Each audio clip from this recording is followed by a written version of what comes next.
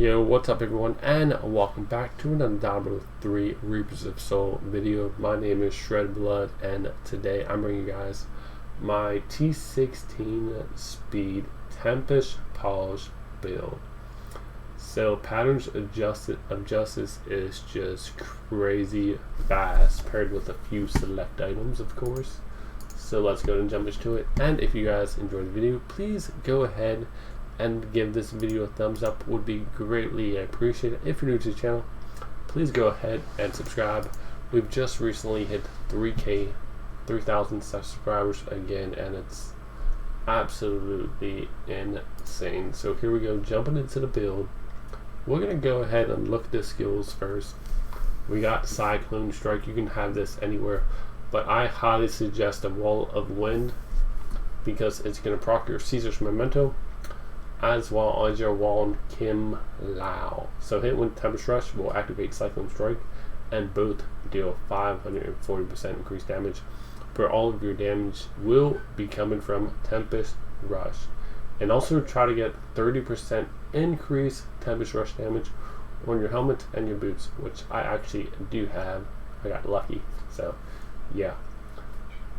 But as far as Tempest Rush, you definitely want to get Flurry and stack those 100 stacks, which do 90% weapon damage as cold while channeling. So we'll try to get as much cold damage as you possibly can. Right now we only have it on our bracers. I was not lucky enough to get it on my Flavor of Time, and you can actually get an Azure Wrath, which is a one-handed sword that can get 20% cold skill damage as well.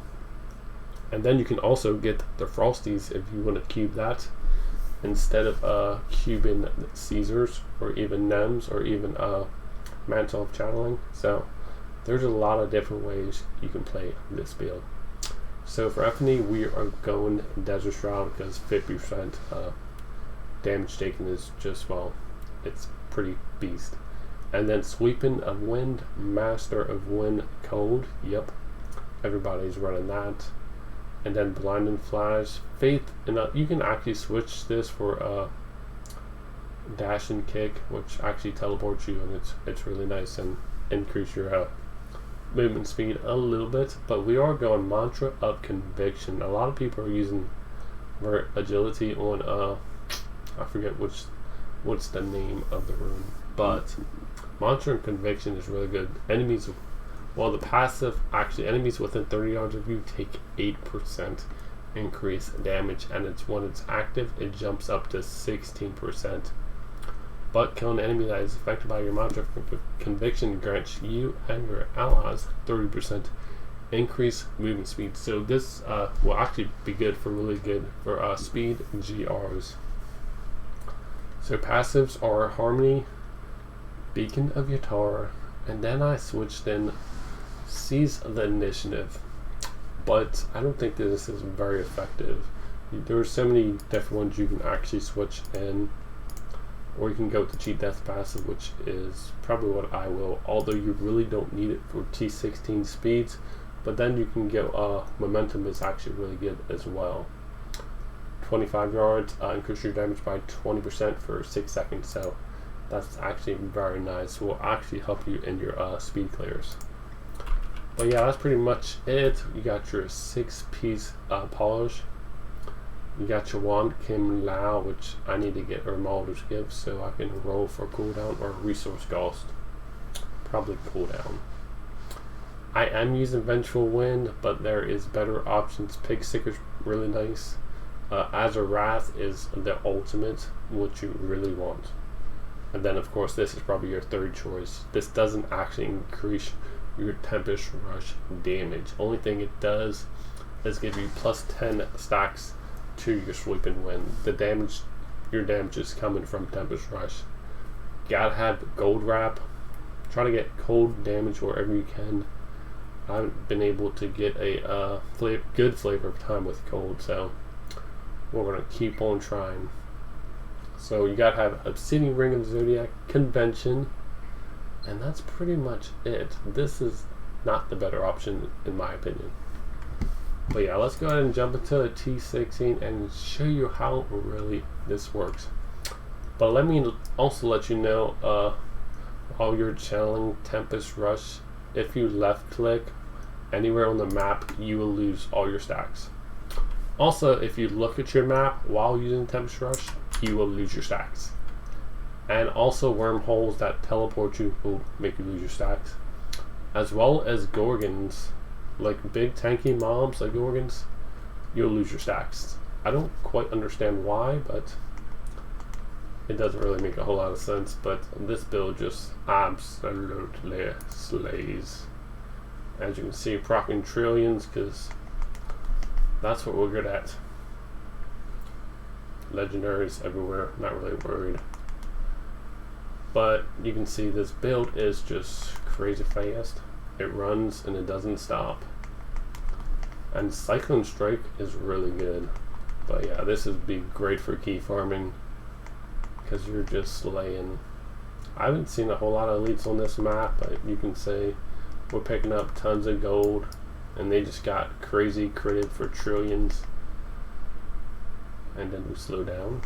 There's a little bit of a lag spike. That's okay, I don't mind. It is softcore, and you can see they're just getting slayed. But yeah, it's just a super OP build. With a map like this, you see a lot of elites, but surprisingly, I haven't seen many at all. NEMs, and with the speed pylon, it kind of resets your stacks, just because it's a speed pylon. I mean, we're already super fast with the speed. I don't think it really increases it that much. But as you guys can see, we're hitting for trillions. Especially when you hit get to your cold rotation, you're definitely hitting for trillions. But all in all, this isn't a bad map. A lot of mobs, not that many elites to be honest. And that guy just got destroyed. Sometimes you do need to push 2 to make sure you're keeping up your stacks. So really think about that. Is there a blue down here? Maybe not. Well, it looks like that might be the end of this map. I think we just summoned angels.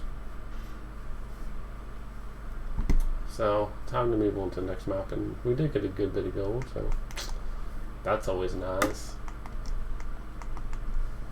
Oh, I completely missed it. Completely spaced. Actually, we didn't even need to go. Oh, that's good. And you got one shot for 64.7 trillion. And angel spawned. So, they're gonna go ahead and clean up the rift. And got a fist weapon. Oh, a one can allow. That's crazy. Look at it. I actually have an ancient, which is almost at max damage. Let's go ahead and see how fast it was. Oh, it didn't show. But I think it was like 2 minutes, and it's just crazy fast. Let's check out the one pull out. It is an ancient. Ability cooldown and resource calls. The ideal roll would be area damage and either life per hit on either or weapon, or both cooldown and resource cost reduction, because you don't have to get captain when you're pushing high GRs. But yeah, that's it for the speed T16s, and it's just absolutely crazy. So here it is. I mean, I wouldn't worry about stats too much. Mostly crit hit damage or crit hit chance where you can, and of course, as area damage is super important. But you're mostly going to be using this for T16 to not actually pushing high GR, although this build will be good, very good for doing speed GRs, probably up to 85, 90s solo, maybe group hundreds, but other than that, yeah, it's not going to be pushing too high, although it can if you augment it. But that's up to you. I would definitely save augmentation for the Sun Woko build. But I want to thank you guys again for watching. Please don't forget to give this video a thumbs up, which would be greatly appreciated.